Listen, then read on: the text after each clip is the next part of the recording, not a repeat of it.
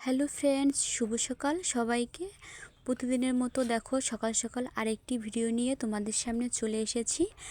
তো সকালবেলা ঘুম থেকে উঠেই দেখছি বাইরে প্রচুর বৃষ্টি হচ্ছিল, আর চারিদিকটা কিন্তু একটু ঠান্ডা ঠান্ডা ওয়েদারও হয়ে গেছিলো। তো দুদিন ধরে কিন্তু হঠাৎ বৃষ্টি আবার হঠাৎ চলে যায়, তো যখন আসে তখন কিন্তু প্রচুরভাবে বৃষ্টি নেমে যায়। তো চারিদিকটা একদম ঠান্ডা ঠান্ডা ওয়েদার ছিল। আর এদিকে দেখো যে আমি কিছুটা সন্দেশ তৈরি করে নিচ্ছি। যখন সবার দুধটা খাওয়া হয়ে যায় তখন এক্সট্রা যে দুধটা থেকে যায় আমি কিন্তু মাঝে মাঝে এভাবে সন্দেশ করে নিই। তো আজকে হচ্ছে সকালবেলায় সন্দেশটা করে নিচ্ছি। যখনই কিন্তু মিষ্টি খেতে মন চায় তখনই আমরা সন্দেশটা বানিয়ে ফেলি। তো বিভিন্ন স্টাইলে সন্দেশ বানাই, এভাবেও সন্দেশ বানিয়ে কিন্তু ঝটপট আমরা পিঠের সঙ্গে খাই, এমনি খাই। তো তোমরা কিন্তু এভাবে যদি একদিন বানিয়ে খেয়ে দেখো, দেখবে দোকানের সন্দেশের থেকেও হাজার গুণ টেস্টি হয় এটা। তো সকালবেলা সবার জন্য একটু সন্দেশ করে নিয়েছি চায়ের সঙ্গে, আর অন্যান্য খাবার বিস্কিট আছে, চা আছে। তো এটা খেয়েই আজকে সকালটা তো অনেকটাই কিন্তু সন্দেশ হয়েছে। তো ফোনে অতটা ভালোভাবে বোঝা যায় না অনেক সময় যদিও, তো সন্দেশের পরিমাণটা অনেকটাই ছিল। আর সন্দেশটা তৈরি করে এদিকে দেখো বাজারের কিছু নদীর মাছ নিয়ে এসেছে, ছোট মাছ। এগুলো হচ্ছে এখন কেটে বেছে পরিষ্কার করে নেব, তারপরে রান্না। তো যেদিন হচ্ছে মাছ কাটার ঝামেলা থাকে সেদিন কিন্তু আমার রান্না একটু আলাদাই বেশি টাইম লেগে যায়। আর এদিকে নিয়ে এসেছে চিংড়ি মাছ। তো চিংড়ি মাছ তো সবজির সাথে খেতে সবসময়ই লাগে। তো চিংড়ি মাছগুলো কিন্তু আমি এখন শুধু ধুয়েই আটকে রেখে দেবো ফ্রিজে, আর শুধু মাছগুলো কেটে বেছে নেব। তো দেখো কোনো এক পর্যায়ে কষ্ট করে মাছগুলো কেটে নিয়েছি, কারণ ছোট মাছ কাটতে কিন্তু প্রচুর কষ্ট এবং ঝামেলাও বোধ করি। তবুও এখন রান্না করলে তো খেতেই হবে, আর খাওয়ার জন্য তো কাটতেই হবে।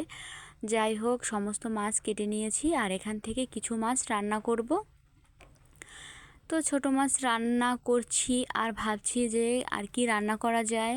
তো প্রতিদিন রান্না করার টাইমে আমার এই একটাই প্যারা যে কি রান্না করব না করব, একদমই মাথাটা নষ্ট হয়ে যায়। যাই হোক, সবার কথা ভাবতে ভাবতে যাই হোক একটা কিছু রান্নাই করে ফেলি। তো আজকে আলু বেগুন দিয়েই কিন্তু আমি ফাঁসে মাছের ঝোলটা রান্না করছি। তো এক একদিন এক একটা সবজি দিয়ে আমি মাছ রান্না করি, যদিও আজকে হচ্ছে গাছের বেগুন ছিল, গাছে বেগুন পেয়েছি দুটো, আর সে দুটো নিয়ে এসেই দেখো মাছের ঝোলে দিয়ে দিয়েছি।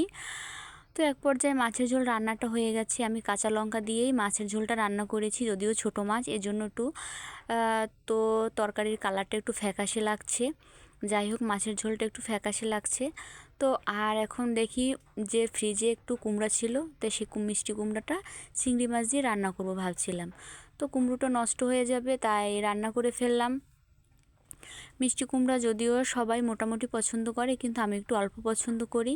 তো এটা পুঁই ডাঁটা দিয়ে রান্না করলে আমার কাছে একটু বেশি ভালো লাগে। তো এখন ক্ষেত থেকে পুঁই ডাঁটা আনার আমার একটুও সময় নেই, তাই মিষ্টি কুমড়োটাই সিম্পলভাবে চিংড়ি মাছ দিয়ে রান্না করব। যদিও আজকে বাইরে বৃষ্টি, আর এদিকে হচ্ছে রান্নাবান্না, মিষ্টি বানানো, বিভিন্ন রকম খাওয়া দাওয়া। তো সারাদিন কিন্তু গল্প তোমাদের সঙ্গে করি বা নাই করি, রান্নাঘরে কিন্তু খেয়াল করে দেখবে অর্ধেকটা সময় কিন্তু কেটে যায়। তো দেখো মাছ আর আজকে আমার কাটা বাছা মোড়ে ফুরোবেই না। তো দেখো ওদিকে এক প্রকারের মাছ কেটে নিয়েছি, এখন আবার চিংড়ি মাছগুলোও বাছা শুরু করেছি।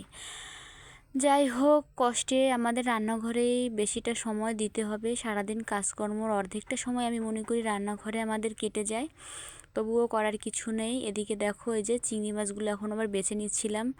তো এগুলো কিন্তু একটু টাইমেরই ব্যাপার, একটু ধৈর্য ধরেই বাছতে হয়। তো এদিকে চিংড়ি মাছগুলো বাছা হয়ে গেলেই আমি মিষ্টি কুমড়াটা রান্না করতে বসিয়ে দিব।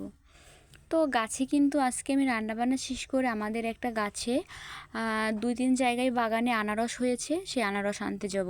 কারণ আনারসগুলো কিন্তু আমাদের এই সিজনেই পেকে যায়, আর অনেক সময় কিন্তু নষ্ট হয়ে যায়, পাখিতে খেয়ে যায়। তাই আজকে ঝটপট ভাবছি রান্না করে আনারসগুলো নিয়ে আসব।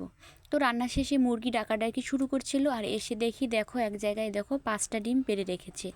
তো আমাদের এখন 6-7টা মুরগিতেই ডিম পাড়ে, তো প্রতিদিন 4টা 5টা এভাবেই পারে। আর এদিকে দেখো গাছ থেকে দেখো এই যে আনারসটা নিয়ে এসেছি, একদম গাছ পাকা আনারস। গাছ পাকা আনারস খাওয়ার যে কতটা মজা তোমরা যারা যারা খেয়েছো তারাই বুঝতে পেরেছো। আর গাছে এই দেখো ডালপালা সব কিছু দেখেই তোমরা বুঝতে পেরেছো যে এটা গাছেরই আনারস, একদম ডাঁট সহ নিয়ে এসেছি। আর পাতাগুলো কিন্তু এখনও নোংরা লেগে আছে। যাই হোক, আনারসটা দুপুরবেলা কেটে নিয়েছি সবার জন্য। তো সবাই খেয়ে কিন্তু অনেক প্রশংসা করছিল আনারসটার, অনেক অনেক মিষ্টি ছিল, ভালো ছিল, যদিও বাজারের আনারস থেকে একটু ছোট।